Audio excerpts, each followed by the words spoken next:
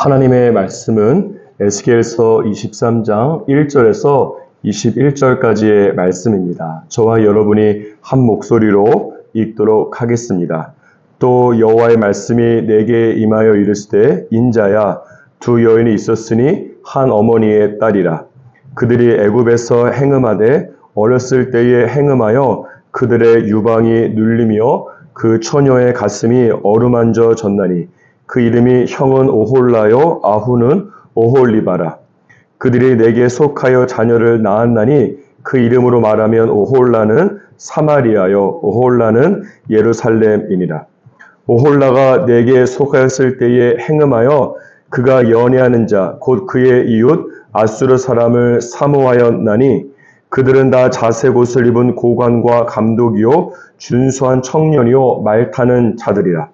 그가 아수르 사람들 가운데에 잘생긴 그 모든 자들과 행음하고 누구를 연애하든지 그들의 모든 우상으로 자신을 더럽혔으며 그가 젊었을 때에 애굽 사람과 동침함에 그 처녀의 가슴이 어루만져졌으며 그의 몸에 음란을 소돔을 당한 바 되었더니 그가 그때부터 행음함을 맞이 아니하였느니라.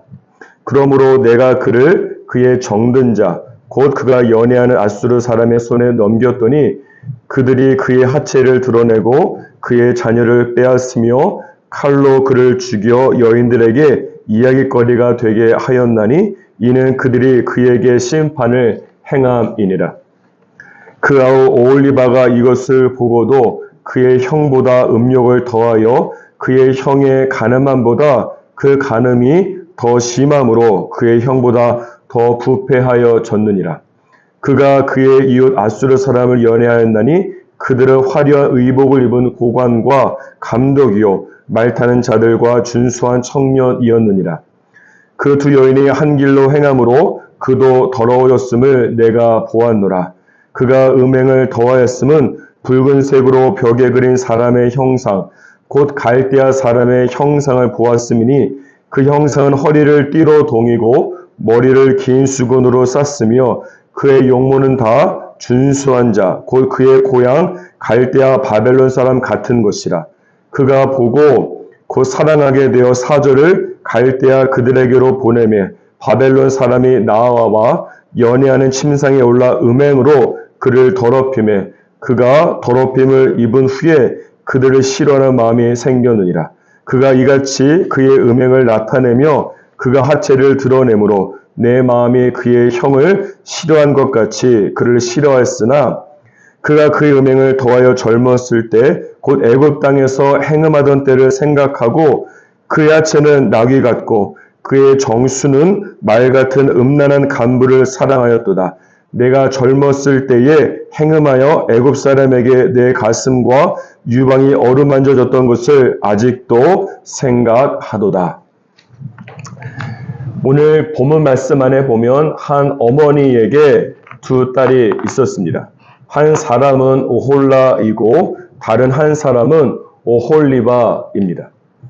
오늘 말씀 4절 말씀 마지막 부분에 보시면 오홀라는 사마리아를 말씀하는 것이고 오홀리바는 예루살렘이라고 말씀하고 있습니다.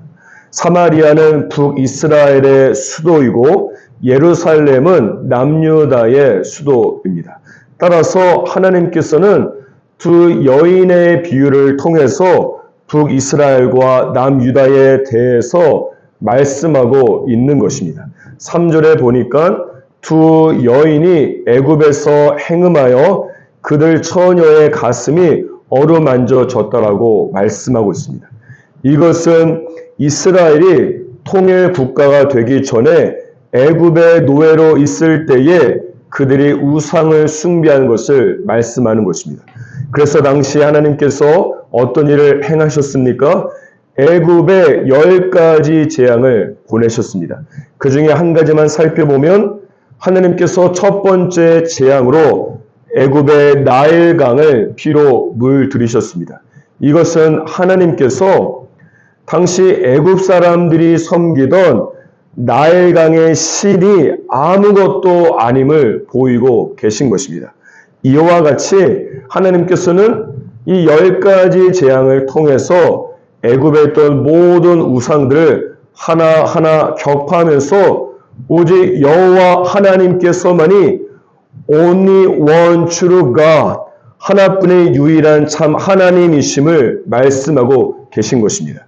지금도 하나님께서는 저와 여러분 안에 있는 숨겨진 우상을 제거하기 위해서 내가 의지하던 것들을 끊어버리실 때가 있습니다. 이것은 나를 죽이기 위한 것이 아니라 내 안에 있는 우상을 죽이기 위한 것임을 기억해야 합니다.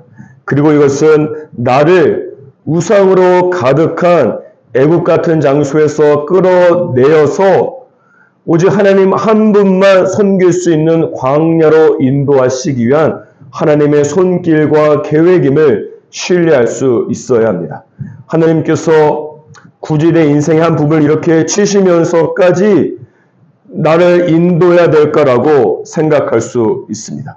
하지만 하나님은 언제나 옳습니다. 하나님의 방법은 나보다 더 잘 아시는 하나님으로서 언제나 최고의 선을 만들어 내십니다. 로마서 8장 28절을 보면 하나님을 사랑하는 자, 곧 그의 뜻대로 부르심을 입은 자들에게는 모든 것이 합력하여 선을 이룬다고 말씀하고 있기 때문입니다. 이 구절을 영어 성경으로 보면 make all things beautiful 이라고 번역되어 있습니다. 이것이 나에게 일어나고 있는 모든 일을 정확히 바라보고 해석하기 위한 가장 기본적인 출발점이 되는 것입니다. 그렇기 때문에 하나님께서 판단하실 때에 내 인생의 한 부분을 치거나 흔들어야만 내가 하나님 외에 의지했던 모든 우상들을 제거할 수 있다면 그것이 100% 옳은 것이 되는 것입니다. 이와 같이 하나님께서는 이 두 여인 오홀라와 오홀리바가 애굽에서 행음할 때에 그들을 출애굽시키시고 광야에서 영적인 허니문을 보내셨습니다. 예레미야 2장 2절에 보면 하나님께서 광야의 때를 신혼의 때라고 말씀하고 있기 때문에 그렇습니다. 이것이 두 여인, 두 이스라엘과 남유다를 향한 하나님의 애끓는 사랑이었습니다. 다시 본문 말씀으로 돌아와서 5절에서 10절까지 말씀을 보면 두 여인 중에 오홀라, 이 북이스라엘에 대해서 말씀하고 있습니다. 5절을 보시면 오홀라가 그의 이웃인 아수르 사람을 사모하여 행음하였다고 말씀하고 있습니다. 6절을 보니까 아수르는 모두 자색 옷을 입고 있고 준수한 청년으로 말을 타고 있다고 말씀하고 있습니다. 그래서 7절, 8절을 보면 이스라엘이 이런 아수르와 행음하게 된 것입니다. 이것은 무엇을 말씀하는가 하면 사실 이 북이스라엘이 당시의 강대국인 아수르를 군사적으로 흠모하고 군사적으로 의지하는 것을 말씀하는 것이에요. 실제로 북이스라엘은 열왕기하 15장에 보면 아수르가 침략해 왔을 때에 하나님을 의지하기보다 아수르에게 돈을 주어서 그들의 침략을 피하기도 한 것을 보면 알 수 있습니다. 여기서 생각해 보고 싶은 것은 무엇인가 하면 이 북이스라엘이 이방 나라의 공격과 위협 앞에서 어떻게 이렇게까지 허무하게 무너지게 되었을까 하는 것입니다. 그것은 북이스라엘은 하나님에 대한 지식이 없었기 때문입니다. 그래서 호세아 4장 6절을 보면 하나님께서 내 백성이 지식이 없음으로 망하는도다라고 말씀하는 것입니다. 하나님에 대한 지식은 머리로가 아니라 가슴으로 온몸으로 하나님을 경험적으로 아는 것을 말씀하지 않습니까? 이 북이스라엘은 출애굽에 하나님께서 홍해를 가르시고 이스라엘을 맨 땅으로 건너게 하시고 애굽의 모든 군사들은 물로 추장시키신 것에 대해서 귀로 들어서 알고 있을 것입니다. 하지만 북이스라엘은 한 번도 그들의 인생 가운데에서 홍해의 기적을 만드신 하나님을 온몸으로 경험해 본 적이 없는 것입니다. 그렇기 때문에 이 북이스라엘은 하나님의 백성이라고 하는 영적인 면허는 가지고 있을지 모르지만 그 면허를 가지고서도 믿음을 사용하지 못하는 장로 면허와 같은 것입니다. 그렇다 보니까 북이스라엘은 아수르를 군사적으로 의지하고 영적으로 행음하게 된 것입니다. 그 결과 9절과 10절 말씀에 보면 하나님께서 북이스라엘을 BC 722년에 아수르에 의해서 멸망당하게 하십니다. 사랑하는 여러분, 여러분은 어떻습니까? 하나님을 아는 지식이 여러분에게 있는가 하는 것입니다. 하나님에 대해서 들은 것만으로는 영적인 실전에서 절대로 믿음을 사용할 수 없습니다. 욥기 42장 5절 말씀처럼 내가 주께 대하여 귀로 듣기만 하였사더니 이제는 눈으로 주를 배움나이다라고 고백할 수 있도록 하나님에 대한 경험적 지식을 반드시 소유하기를 주님의 이름으로 축복합니다. 그때만이 비로소 다니엘서 11장 32절에 기록된 것처럼 오직 자기 하나님을 아는 백성이 되어서 강하여 용맹을 바라게 될 것입니다. 다시 본문 말씀으로 돌아오면 11절에서 21절까지의 말씀은 두 여인 중에 오홀리바 남유다에 대해서 말씀하고 있습니다. 11절에 보면 남유다는 북이스라엘보다 간음과 부패가 더 심했다라고 말씀하고 있습니다. 그 이유는 무엇인가 하면 남유다는 12절에 보시면 북이스라엘과 똑같이 아수르를 군사적으로 더 의지하고 한술 더 떠서 14절 이하에 보면 바벨론을 의지하고 바벨론에게 의탁했기 때문에 그렇습니다. 당시 신흥 강대국인 바벨론이 아수르를 멸망시켰기 때문에 이스라엘 입장에서는 바벨론을 군사적으로 더 의지하게 된 것입니다. 그런데 19절 이하에 보시면 이런 남유다가 그가 의지하던 바벨론에게 등을 돌리고 애굽에게 달려가서 도움을 청하는 것을 볼 수 있습니다. 정치 군사적으로만 보면 남유다는 당시에 이 국제 관계와 역학 관계를 세밀하게 잘 살펴보면서 그때마다 나라를 바꾸어 가면서 생명줄을 연장한 것입니다.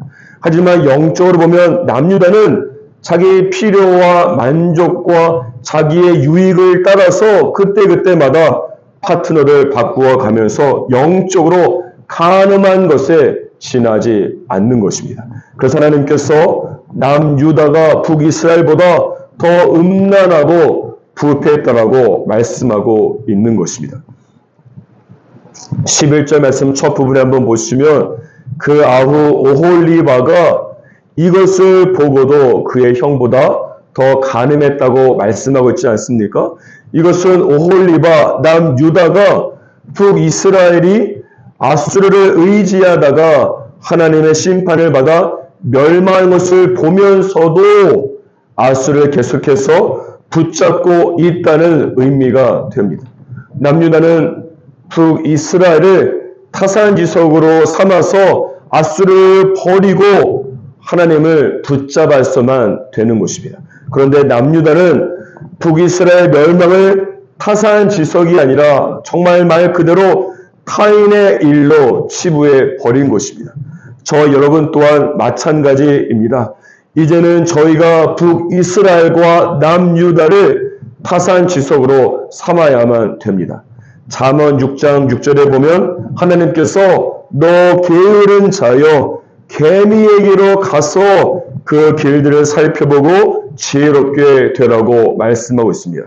또한 마태복음 6장 28절에 보면 또 너희가 어찌 의복을 위하여 염려하느냐 들의 백합화가 어떻게 자라는가 생각하여 보라 수고도 아니하고 길쌈도 아니한다고 말씀하고 있습니다. 이와 같이 성경은 개미나 백합화와 같이 하찮은 것을 통해서도 무엇인가를 배우고 더 나아가서 하나님의 음성을 들으라고 말씀하고 있습니다. 이것이 바로 영성입니다. 영어로 teachable이라고 하는 단어가 있는데 이것은 그 누구에게도 가르침을 받을 수 있는 마음과 태도를 뜻합니다. 반면에 이 교만한 사람은 teachable 하지 않기 때문에 개미 같은 하찮은 것을 통해서는 절대로 가르침을 받으려고 하지 않습니다. 저와 여러분은 그 누구를 통해서라도 배울 것이 있다는 teachable한 태도를 가지고서 오홀리바 남유다와 같이 되지 않기를 주님의 이름으로 축복합니다. 그러므로 첫째는 성경에 기록된 모든 사건들이 타인의 일이 아니라 나에게 적용하는 타산지석으로 삼아야 되며, 둘째는 주위에서 벌어지는 모든 사건과 자연을 통해서도 개미를 통해서도 나에게 말씀하시는 주님의 음성을 들을 수 있는 겸손한 귀와 지혜를 소유하기를 주님의 이름으로 축복합니다.